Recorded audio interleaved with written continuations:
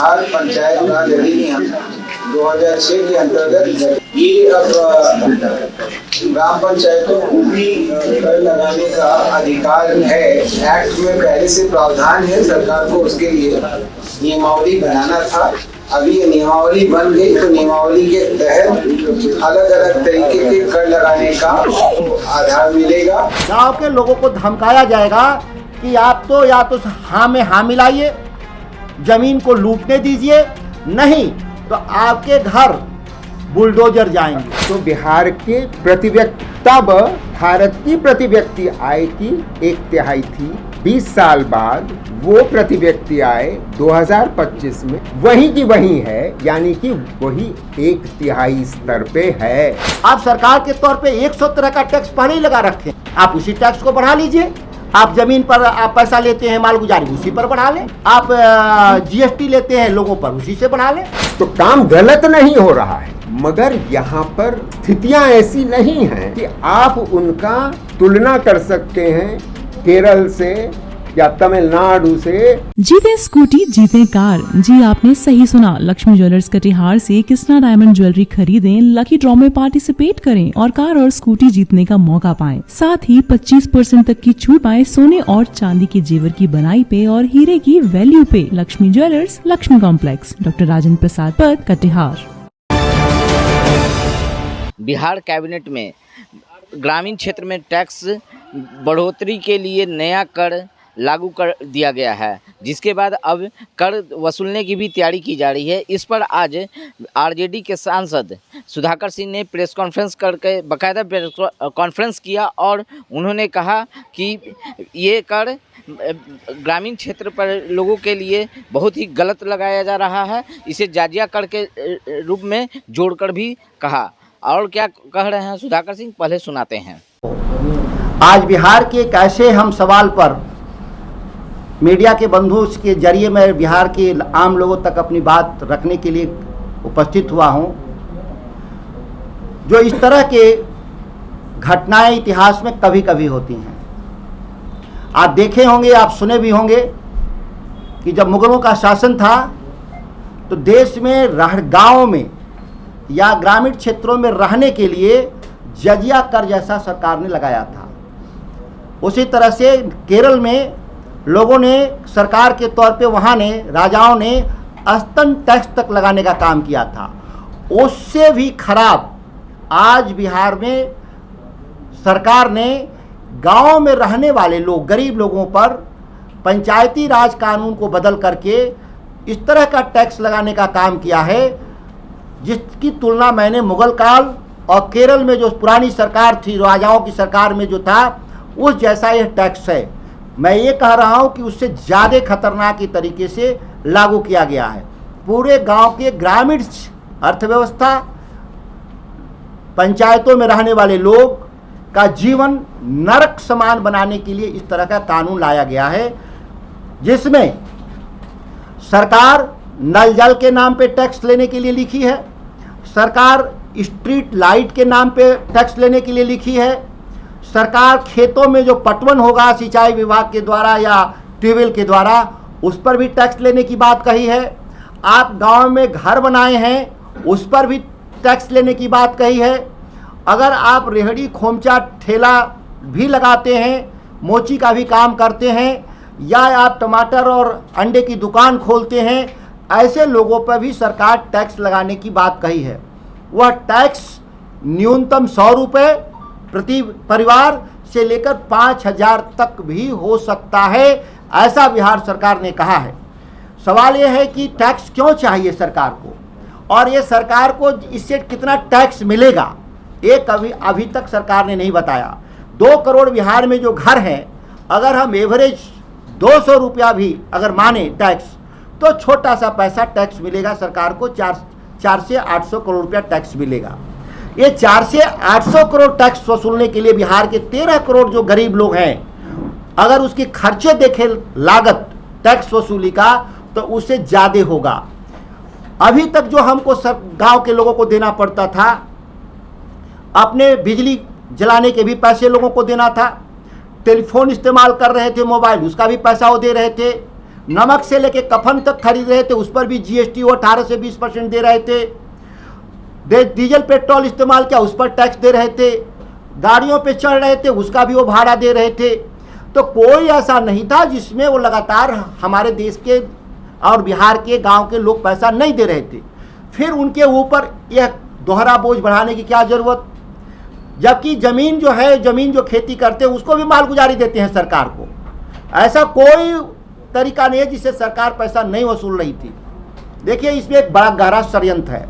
गहरा षड्यंत्र क्या है कि जो लोग राज सत्ता के खिलाफ विद्रोह करेंगे, जो सरकार की बात नहीं मानेंगे, अडानी अंबानी के लिए जो जमीन अधिग्रहण हो रहा है सैटेलाइट सिटी बनाने की बात, गांव के जमीन को कब्जा करके, इस तरह के तमाम लोगों में जब विरोध करेंगे तो ऐसे लोगों को ये होल्डिंग टैक्स, जो पंचायती राज सरकार का जो होल्डिंग टैक्स जो कानून बनाया है, जो अभी कैबिनेट ने पास किया है, इसके जरिए गांव के लोगों को धमकाया जाएगा कि आप तो या तो हाँ में हाँ मिलाइए, जमीन को लूटने दीजिए, नहीं तो आपके घर बुलडोजर जाएंगे।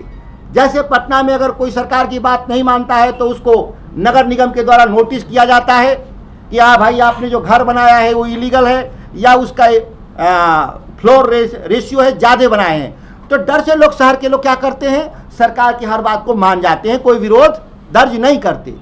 उसी तरह से चाहते हैं कि ऐसे कानून के जरिए गांव के लोग जो अपनी स्वतंत्र पहचान रखते थे, स्वतंत्र राय रखते थे, उनकी राय को कैसे दबाया जाए। एक नए औपनिवेशिक तरीके का यह कानून, इंपीरियलिज्म, नए तरीके से, किसके द्वारा, ब्रिटिश हुकूमत के द्वारा नहीं, विदेशी ताकतों के द्वारा नहीं औपनिवेश कायम किया जा रहा है।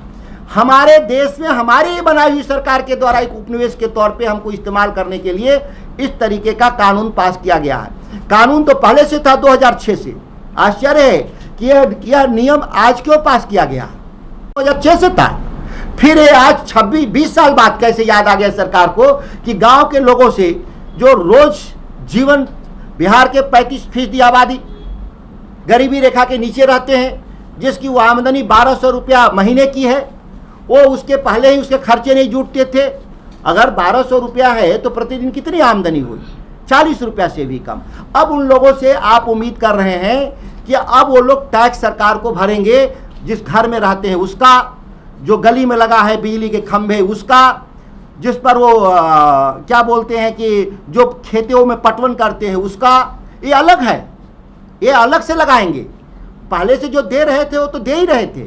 ये सब अलग से टैक्स लगाने के लिए जो सरकार ने पूरे बिहार के स्तर पे जो कानून पास किया है, इससे केवल कोई समाधान भी नहीं है। अगर इससे समाधान होता, बिहार की जो अर्थव्यवस्था, माली हालत खराब है, दिवालिया के कगार पे है, अगर उससे सुधरता तो वो भी हम लोग देने के लिए बिहार के लोग दूसरे तरीके से भी पैसा आपको दे सकते थे। आप सरकार के तौर पे 117 का टैक्स पहले ही लगा रखे हैं, आप उसी टैक्स को बढ़ा लीजिए। आप जमीन पर आप पैसा लेते हैं मालगुजारी, उसी पर बढ़ा लें। आप जीएसटी लेते हैं लोगों पर, उसी से बढ़ा लें। या आपको बिजली के बिल लेते हैं, उसी पर बढ़ा लें। आप टेलीफोन का कनेक्शन दिए हैं, उसी पर आप टैक्स बढ़ा लें। लेकिन आप नए टैक्स क्यों लगा रहे हैं? जितने तरह का टैक्स बढ़ेगा उतने ही तरह का शोषण ग्रामीण क्षेत्र में बढ़ेगा। अब ग्राम सेवक केवल जो सेवा के लिए था, अब वो सेवक नहीं रह जाएगा, वो ग्राम सेवक अब मालिक हो जाएगा गांव का, जिसके जरिए सरकार लोगों को धमकाएगी कि हमारे खिलाफ आप गए तो आपका ज़मीन हम कब्जा कर लेंगे, आपका हम घर कब्जा कर लेंगे, आपका घर ढहवा देंगे। जिस राज्य में 35% आबादी के पास, 70% आबादी के पास, जिसके पास, जिस राज्य के 70% आबादी के पास कोई आमदनी का फिक्स जरिया न हो, तो खर्चे फिक्स क्यों कर रहे हैं आप? बहुत महत्वपूर्ण बात है। हम बाकी जो टैक्स दे रहे हैं, वो जीएसटी के रूप में दे रहे हों, या हम बिजली बिल के रूप में दे रहे हों, या हम टेलीफोन बिल के रूप में दे रहे हों, वो तमाम हमारा वेरिएबल है। मतलब हमके पास होगा, यूज करेंगे तो देंगे। तो जब हमारी कमाई नहीं होगी तो हम नहीं यूज करेंगे, हम नहीं देंगे टैक्स। लेकिन आपकी कमाई हो या ना हो, पंचायती राज के माध्यम से जो ये हम टैक्स वसूलेंगे फिक्स है, देना ही होगा महीने में। नहीं देंगे तो क्या होगा? SARFAESI act. सरकार अपना पैसा कैसे वसूलती है? सरफेसी एक्ट, जिसमें डीएम बैठ करके, सिविल एसडीओ बैठ करके वो तय कर देगा कि या तो पैसा दीजिए या आपको हम जेल भेजेंगे। आप लोन लेते हैं तो जेल जाते हैं कि नहीं, टैक्स नहीं जमा करेंगे तो जेल जाएंगे। ये सरफेसी एक्ट के जरिए उसमें से आम लोगों का, जो गांव में लोग हैं, उनको जेल भेजने का भी काम करेंगे। ये इस तरह का जो बिहार ने जो प्रयोग किया है, सम्राट चौधरी वाली जो सरकार, ये जो बीजेपी की जो नई सरकार, यह पूरे बिहार को एक गुलाम राज्य के रूप में तब्दील कर देगा। यह गंभीरता, इस गंभीरता को आप मीडिया के बंधु, आप स्वयं भी अध्ययन करेंगे और बातें आम लोग तक पहुंचनी चाहिए। नहीं तो बिहार एक ऐसा राज्य बनेगा जिसका कोई उदाहरण भारत के भीतर नहीं मिलेगा। 25 से 30 हजार करोड़ रुपए नल जल के नाम पे सरकार के खजाने से निकला, आज तक कहीं देख रहे हैं गाँव में पानी पीने की व्यवस्था 30% से ज़्यादा नहीं है। एक भी ऑडिट रिपोर्ट नहीं सरकार ऑडिट कराई कि हमने जो गांव में जो नल जल लगाया वो कितना % प्रभावी है। आज तक बिहार सरकार ने ऑडिट नहीं कराया कि जो स्ट्रीट लाइट गांव में जो जलाने के लिए लगाई वो कितना % उसमें लाइट आ रहा है, कितने में नहीं आ रहा है, कोई ऑडिट नहीं हुआ। लगातार बिहार में जो खर्चे किए जा रहे हैं ग्रामीण क्षेत्रों में, प्रति पंचायत हर साल प्रति पंचायत कितने पैसे जा रहे हैं, 1 करोड़ रुपए, 5 साल में 5 करोड़ रुपए, लेकिन एक भी ऑडिट नहीं हुआ इस वास्तविक रूप से वहां पर पैसे गए कि नहीं, काम हुआ कि नहीं। आज भी गांवों की हालत बहुत बदतर है और इस बदतर हालत में भी सरकार एक नए तरीके का जो टैक्स, जो कम से कम 100 रुपया होगा और अधिक से अधिक 5,000 रुपया हो जाएगा, ये हमारे ग्रामीण अर्थव्यवस्था को, व्यापार को ध्वस्त कर देगा। ये इसमें संकट है। मेरे साथ बैठे हुए हैं प्रोफेसर संतोष मल्होत्रा जी, जो पूर्व में निदेशक रहे हैं इंडियन लेबर रिसर्च इंस्टीट्यूट के, और भारत सरकार के जो प्लानिंग कमीशन होती थी तो उसके सेक्रेटरी हुआ करते थे संतोष मल्होत्रा जी, जो देश के जाने माने अर्थशास्त्री हैं। अभी इटली और रूस के विश्वविद्यालयों में वहाँ पे प्रोफेसर वहाँ हैं, वहाँ पढ़ाने का भी काम करते हैं। मैं आमंत्रित करता हूँ कि इसका क्या असर होगा बिहार के आम लोगों पर, क्योंकि आप प्लानिंग कमीशन के बड़े अधिकारी रहे हैं और देश को आपने एक दिशा दिया है। संतोष मल्होत्रा जी को आमंत्रित करते हैं मीडिया से बात करने के लिए। मैं अर्थशास्त्री हूँ, मगर भारत सरकार में जैसे सुधाकर जी ने समझाया, सचिव के स्तर पे भी काम कार्यरत था। सचिव का स्तर अगर आप समझना चाहें तो बिहार राज्य के चीफ सेक्रेटरी के बराबर होता है। तो ये मुद्दे थोड़ी सी हमारी भी समझ है। और पहली चीज़ तो मैं आपको ये कह दूं कि ऐसा सरकार कुछ नहीं करने जा रही है जो गैर कानूनी हो, अवैध नहीं कर रही। अवैध क्यों नहीं है? क्योंकि 73-74 में, 1973-74 की बात कर रहा हूँ मैं, 2 कानून हमारी संसद ने पारित किए थे। उन कानूनों के तहत शहरी इलाकों में लोकल बॉडीज़ को क्रिएट किया गया था। उसके अतिरिक्त पंचायती राज इकाइयाँ खड़ी की गई थी। पूरे देश में इकाइयाँ इस तरीके की खड़ी की गई थी। उस कानून में ये बात भी लिखी हुई थी कि जो तीसरा स्तर है हमारे देश के एडमिनिस्ट्रेशन का, एक तो केंद्र है, दूसरा राज्य है, उसके बाद अर्बन लोकल बॉडीज और पंचायती राज के जो संस्थान हैं, उनको राज्य सरकार स्थानांतरित करेगी। 29 ऐसे विषय होंगे जो स्थानांतरित किए जाएंगे। राज्य सरकार जो अभी तक उन पे काम करती थी, वो इन छोटी तीसरे स्तर की इकाइयों को। तो पहला सवाल आप पत्रकारों को ये पूछना चाहिए या जानने की कोशिश करनी चाहिए कि क्या वो 29 के 29 विषय असलियत में स्थानांतरित किए गए कि नहीं किए गए। क्योंकि अगर किए ही नहीं गए हैं और वो सारा काम राज्य सरकार ही कर रही है, राज्य स्तर की सरकार कर रही है, तो वो छोटी इकाइयाँ जो बनाई गई हैं वो कितनी स्वायत्त हैं, उनकी स्वायत्तता है कितनी। मगर अब आप कर ये रहे हैं कि इन करों को लागू करके आप उनको स्वायत्त बनाने की कोशिश में हैं। अच्छा, क्या आप असलियत में स्वायत्त बना सकते हैं, उनको स्वाधीन बना सकते हैं क्या? कि मतलब उनको आप पैसे देने की आवश्यकता नहीं होगी। पैसे कहाँ से, जो ये इकाइयाँ हैं, शहरी इकाइयाँ और ग्रामीण इकाइयाँ, 3 स्तर की इकाइयाँ होती हैं, ज़िला स्तर पे, मंडल स्तर पे और ग्राम के स्तर पे। उनको पैसे, उनके पास आज की तारीख में अधिकतम पैसा कहाँ से आता है? अधिकतर पैसा उनके पास राष्ट्रीय स्तर पर एक फाइनेंस कमीशन हर 5 साल पे बनती है। 15वीं फाइनेंस कमीशन जो बनी थी उसके अंतर्गत बिहार राज्य में पूरे 5 साल के लिए, यानी 20 से 25 तक 27,000 करोड़ का स्थानांतरण होना था। ठीक है, वो स्थानांतरण पूरा नहीं हो रहा है, वो करीब 19-20 हजार करोड़ हो रहा है। 1000 ही करोड़ क्यों हुआ है या हो रहा है? जैसा सुधाकर जी ने समझाया, अगर हमारे गांव करीब 8,000 हैं तो 8,000 गांव के हिसाब से ये 20,000 करोड़ का कुछ नहीं तो 2-2.5 करोड़ हर गांव को मिलना चाहिए। अब ये मिला है कि नहीं मिल रहा है? आपने ये जानने की कोशिश की है कि नहीं? चलिए, आपने, पत्रकारों ने न जानने की कोशिश की हो, सरकार ने तो जानने की कोशिश की होगी, होनी चाहिए कि नहीं होनी चाहिए। सवाल ये भी है, और आपको ये सवाल करना चाहिए क्योंकि आप यहाँ के रहने वाले हैं। आपके गांव, आप सब लोग गांव से जुड़े हो, आपके गांव में प्रधान जी को या सरपंच जी को वो पैसे निरंतर मिल रहे हैं कि नहीं?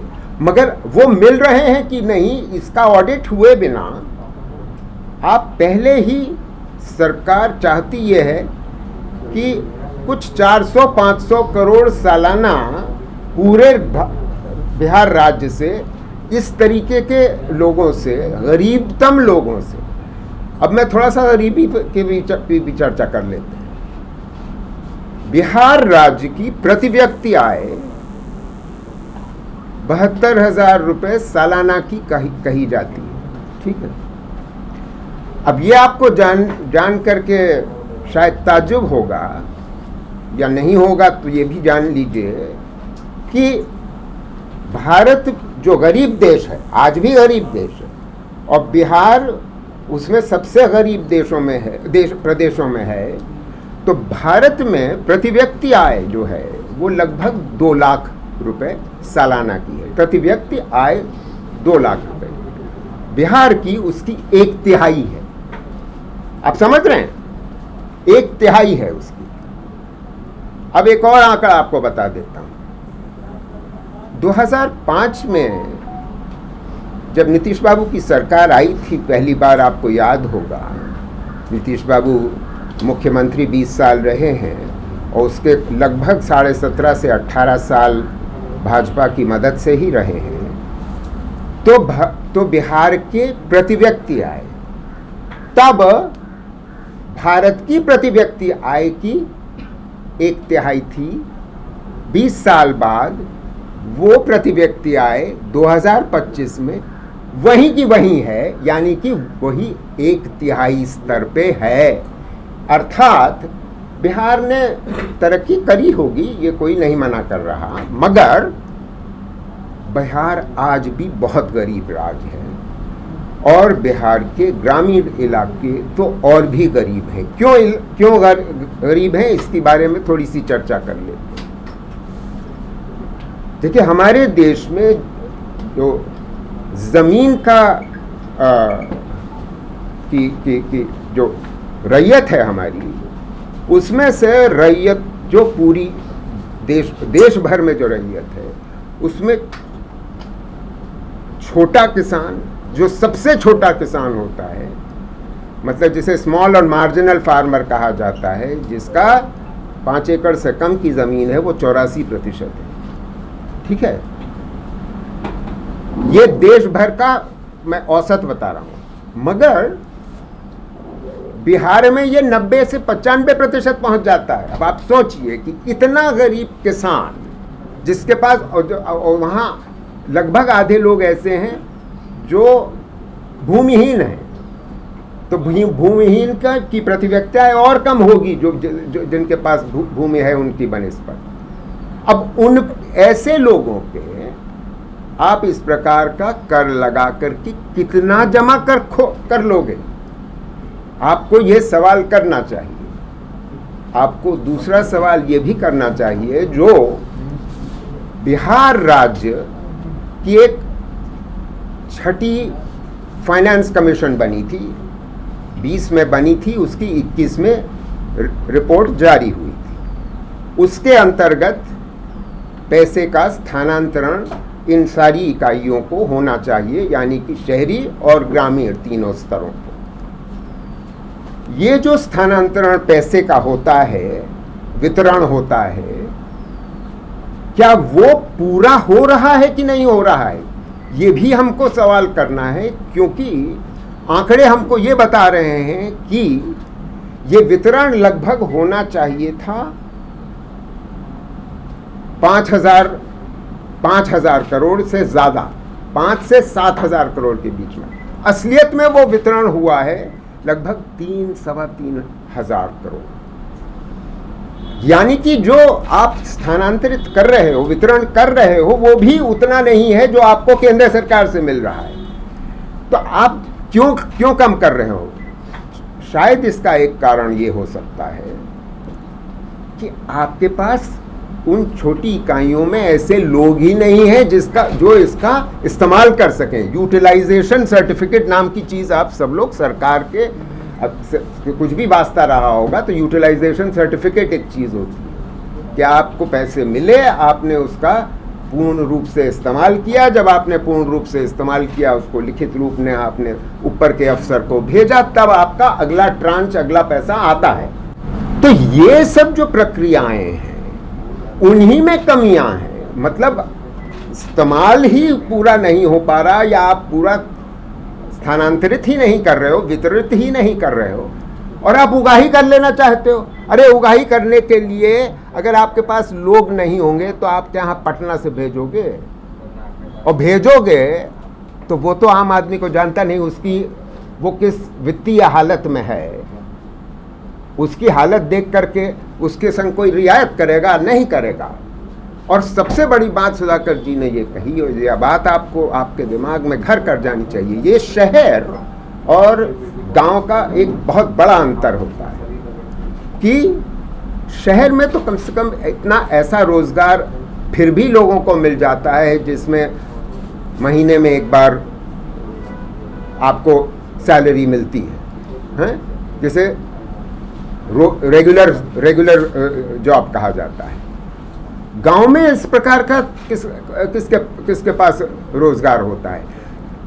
अधिक 99% लोग, उनकी आय, जैसे सुधाकर जी सही बता रहे थे, वो कभी बढ़ती है, कभी कम होती है, कभी कुछ नहीं होती। यानी कि उतार चढ़ाव उनको बर्दाश्त करना पड़ता है, झेलना पड़ता है। मगर ये कर तो आपको हर महीने देना पड़ेगा। सरकार ये कह रही कर आपको। अच्छा, आखिरी बात मैं ये कह करके ख़त्म करूँगा अपनी बात, जिसमें आप लोग कुछ और सवाल भी कर सकें, कि देखिए जो विकसित राज्य हैं हमारे, और जो देश अंतर्राष्ट्रीय स्तर पे अगर सोचें तो अंतर्राष्ट्रीय स्तर पे जो विकसित देश हैं, उनमें इन छोटी स्तर की इकाइयों से में टैक्स कलेक्ट किया जाता है। तो काम गलत नहीं हो रहा है, मगर यहाँ पर स्थितियाँ ऐसी नहीं हैं कि आप उनका तुलना कर सकते हैं केरल से या तमिलनाडु से या ब्राज़ील से। अमेरिका तो छोड़ ही दीजिए। तो मोटी बात यह है, बहुत से सवाल हैं, और उन सवालों पे आपको पहले सरकार को स्वयं ऑडिट करना चाहिए, और उस ऑडिट को पारदर्शी तरीके से हम सब के सामने रखना चाहिए। उसके बाद इस तरीके की उगाही की बात होनी चाहिए। जी। कोई सवाल? मैं फाइनेंस कमीशन राष्ट्रीय स्तर की बात कर रहा हूँ, जिसकी घोषणा ये है कि बिहार को इन तीसरी स्तर की इकाइयों को यानी कि शहरी और ग्रामीण अगले 5 साल में यानी 26 से 30 तक 51,000 करोड़ की राशि स्थानांतरित की जाएगी 5 साल में, ठीक है। यानी कि हर साल कुछ नहीं तो 12,000 करोड़ इन चारों किस्म की इकाइयों को स्थानांतरित की जाएगी। आपको इससे ये जो कर लगाया जा रहा है ग्रामीण इलाकों में उसमें आपकी आमदनी क्या होने वाली है, बहुत हो जाएगी तो 500 करोड़ हो जाएगी सालाना। आपको 12,500 करोड़ वहाँ से मिलने वाला है। आप उसका यूटिलाइजेशन सर्टिफिकेट देने का मादा है आपका क्या? आपका 4,000 करोड़ का जो अभी तक स्थानांतरित होता था उसका यूटिलाइजेशन सर्टिफिकेट देने का तो मादा दिख नहीं रहा था। तो आपने क्या कैपेसिटी बिल्डिंग करी है इन छोटी इकाइयों की? ये भी सवाल उठाना चाहिए आप लोगों को। कैसे देख रहे हैं आप? यह जानबूझ के किया गया बिहार के भीतर कि जो वर्तमान के जो जनप्रतिनिधि हैं चुने हुए पंचायती राज के, उनके जरिए बिहार में जमीन कब्जा आसानी से कराया जा सके, चूंकि वो उनका कार्यकाल एक्सटेंशन पर होंगे, वो परमानेंट नहीं है। 1.5 साल के भीतर जो नए सैटेलाइट सिटी बनाने हैं, इंडस्ट्रियल हब बनाने हैं, 10 लाख एकड़ जमीन जो कब्जा करना है, इन चुने हुए जो वर्तमान के प्रतिनिधियों का इसलिए कार्यकाल बढ़ाया गया, वो एक घूस है उनके लिए कि आपको इसीलिए 1.5 साल हम एक्सटेंशन दिए कि आप हमको जमीन कब्जा करा सके। क्योंकि भूमि अधिग्रहण कानून में साफ लिखा है कि कोई भी जमीन का अधिग्रहण आम सभा के ही जरिए होगा, और आम सभा की अध्यक्षता कौन करता है? यही पंचायती राज के मुखिया लोग। इसीलिए उनको ये जग दिया गया क्योंकि, और चुनाव टाल दिया गया। इसके पीछे सबसे बड़ा कारण यही है कि इससे जो ग्राम पंचायत है आत्मनिर्भर बनेगा। आपको लगता है कि इस तरह के टैक्स से आत्मनिर्भर बनेगा? बिहार के लोग आत्मनिर्भर इसलिए हैं अभी तक कि बिहारी एक ऐसा राज्य है, लोगों आत्महत्या नहीं किए, कर्ज के जाल में फंस करके आज तक बिहार का एक भी आदमी मौत के गले नहीं लगाया। यह सबसे बड़ा गारंटी है बिहार में आत्मनिर्भरता का। वो भले ही मजदूरी कर लेगा लेकिन वो आत्महत्या नहीं करेगा। यह है आत्मनिर्भरता का फार्मूला बिहार का। जो अब विकसित राज्य जिनको आप कहते हैं महाराष्ट्र में, आंध्र प्रदेश में, उन राज्यों में सबसे ज़्यादा सुसाइड है किसानों के, खास तौर से मजदूरों के, क्योंकि उनकी अर्थव्यवस्था कारपोरेट आधारित है और हमारी जो अर्थव्यवस्था ग्रामीण आधारित अर्थव्यवस्था है। इसीलिए यहाँ की सरकार कारपोरेट के दबाव में बिहार के ग्रामीण अर्थव्यवस्था को ध्वस्त करने के लिए नए नए प्रकल्प ला रही है। उसी में यह टैक्स सिस्टम भी है। आपके सवाल का एक और भी जवाब जरा समझने आयाम है, जो जिस आयाम पे थोड़ी सी मैं रोशनी डालना चाहता हूँ। वो आयाम ये है कि ऐसा ज़रूर है कि शहरी इलाकों में जो प्रॉपर्टीज़ हैं, घर हैं या कमर्शियल बिल्डिंग हैं, उन पर जो प्रॉपर्टी टैक्स लग रहा है वो कई सालों से नहीं बदला गया होगा। ये संभावना है। क्या सरकार ने इस बात का आकलन लगाया है कि शहरी इलाकों में प्रॉपर्टी टैक्स किस साल में उसकी जो रेट थी वो रेट को बदला है? प्रॉपर्टी टैक्स की बात कर रहा हूँ, सर्कल रेट की बात नहीं कर रहा, बात समझिए। तो प्रॉपर्टी टैक्स को आप कुछ नहीं तो जो महंगाई दर है, इन्फ्लेशन रेट है, उसके बराबर से तो बढ़ा सकते हैं। जो पिछली बार आपने उसको निर्धारित किया था, तो अगर इन्फ्लेशन बढ़ रहा है तो आपने उस प्रॉपर्टी टैक्स को क्यों नहीं बढ़ाया? जो कमर्शियल प्रॉपर्टी है या बड़े बड़े लोगों के घर हैं, आपको अगर आमदनी बढ़ानी है तो वो स्रोत इस्तेमाल करिए। एक आयाम और, आप उसके बाद सवाल करिएगा। एक आयाम और, खर्च करने पे कोई लगता है लगाम सरकार ने लगाने का निर्णय नहीं लिया है। उदाहरण देता हूँ, आप सबको मालूम है कि बड़ी भयंकर नीति एक घोषित की गई है लैंड एक्विजिशन की। आप सब जानते हैं कि लैंड बैंक को बढ़ाने का इरादा है, टाउनशिप्स बनाने का, इत्यादि इत्यादि। सवाल यह है कि हाँ, उद्देश्य उच्च लगता है, उच्चतम बल्कि लगता है, क्योंकि शहरीकरण बिहार में कम है।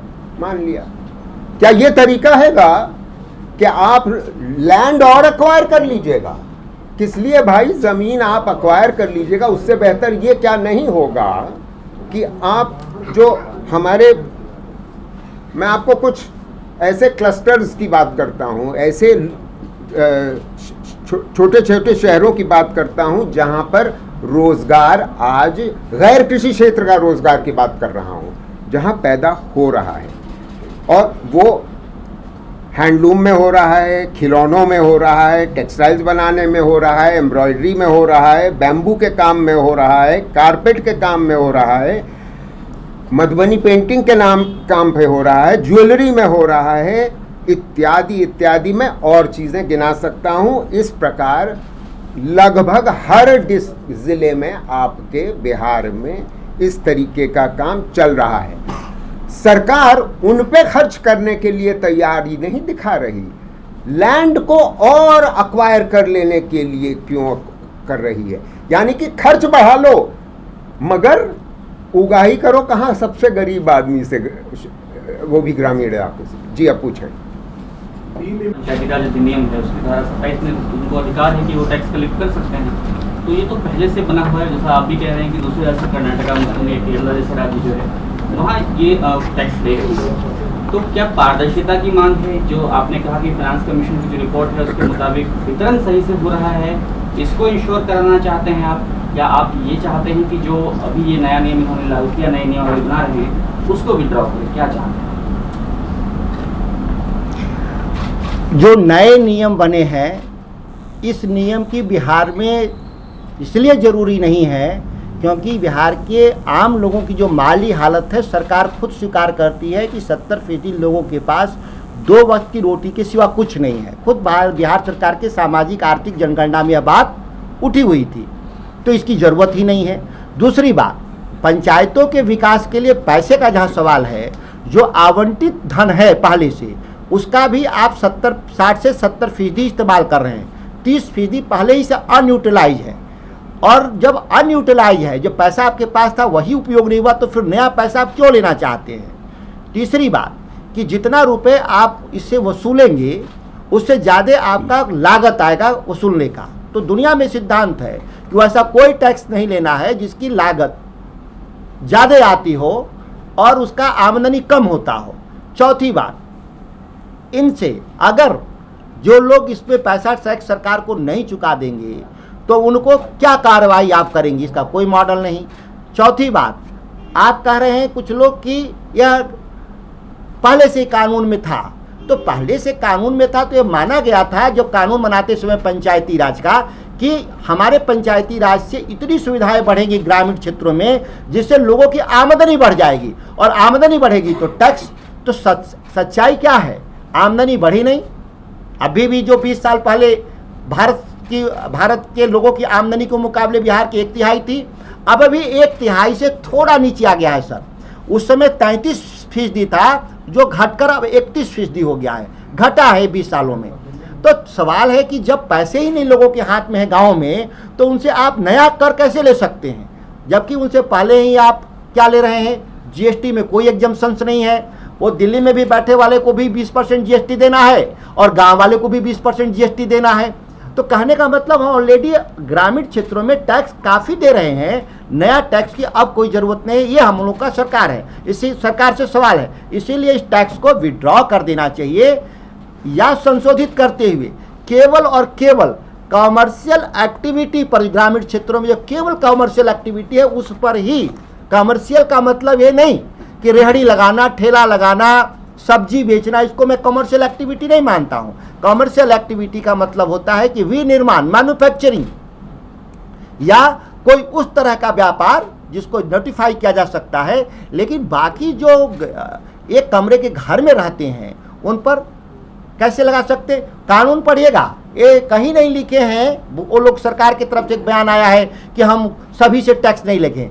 कहाँ लिखा है आपने कैबिनेट नोट में?